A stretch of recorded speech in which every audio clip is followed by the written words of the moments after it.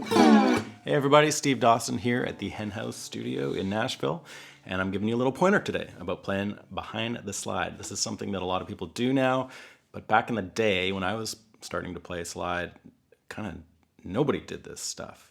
And then Sonny Landreth came along and he was doing it, and then everybody started doing it. Not that everybody ripped Sonny Landreth off, but a lot of people did. I sure did at some point.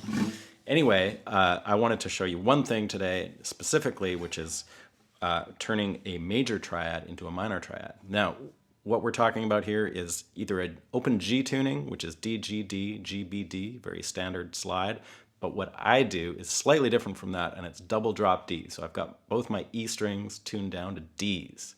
So I've got a D, I've got an A, I've got a D, I've got a G, I got a B, and I got a D.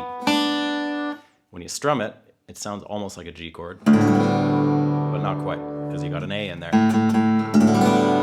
And the reason that I use this tuning, and I've made a video about this that you can find as well, that explains why I do this, but it allows me to play more like guitar playing, and if I'm accompanying somebody and playing something other than straight up blues kind of stuff with the slide guitar, I want to be able to play other chords, and this allows me to play other chords because the middle four strings of the guitar are tuned just like a normal guitar. So I can still visualize and play regular chords as long as I either compensate for those low-tuned E strings that are now Ds, or just don't play them. So what we're going to look at today is turning a chord, like say a E chord. Now in this tuning, either this particular tuning or open G tuning, an E chord you would find at the 9th fret with the slide. So here it is.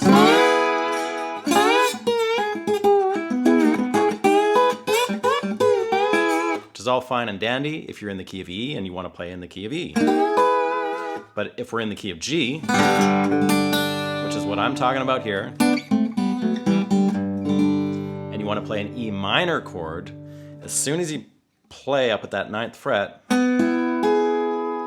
got that pesky major triad happening, and you want to get rid of that. You want to turn that major into a minor triad, and the way that you do that is by fretting behind the slide at the 8th fret.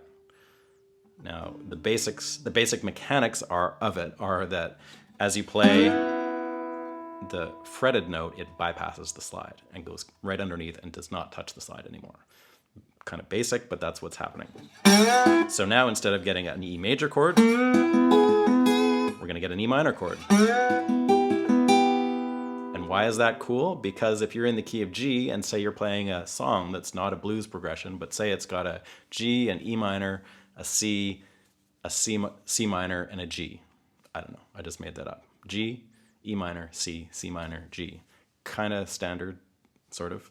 So here's how you might play the chords. Here's the G, E minor, C, C minor.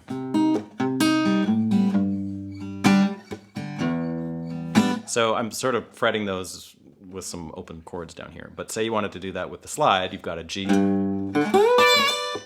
to this E chord. There's your E minor right there. Then to a C chord, that's at the 5th fret. C minor is the exact same thing as we talked about up at the 9th fret. There's your C minor chord using the behind the slide. And then back to G. So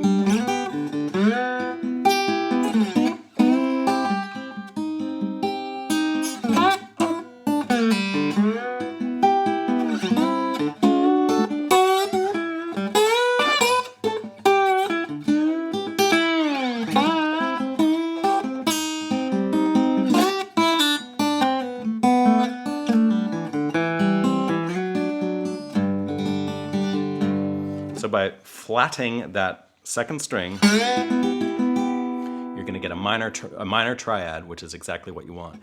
And a good way to practice that is by going through the diatonic chords in the key of G. So here's a G chord. The next chord that comes up in the key of G is an A minor chord. Then a B minor chord. I'm playing these as I can in this tuning. C major, D major, E minor, then we'll call it an F, then a G. So all those chords with the slide you can also do by going G major, open. A minor with the slide at the 2nd fret and the finger on the 1st fret, like we did up at the 9th fret, but we're doing it at the 2nd fret now. Do it at the 4th fret, and you've got your B minor chord. 5th fret, you got your C major chord, so back to normal slide. D major at the 7th fret, no finger. E minor, as we've talked about, with the finger. F at the 10th. Back to G. So, G in time, A minor, B minor, C, D, A E minor, F, G, again, G, A, B minor, C, D, E, F, one more time, G, A minor, B minor, C, D, E minor, F.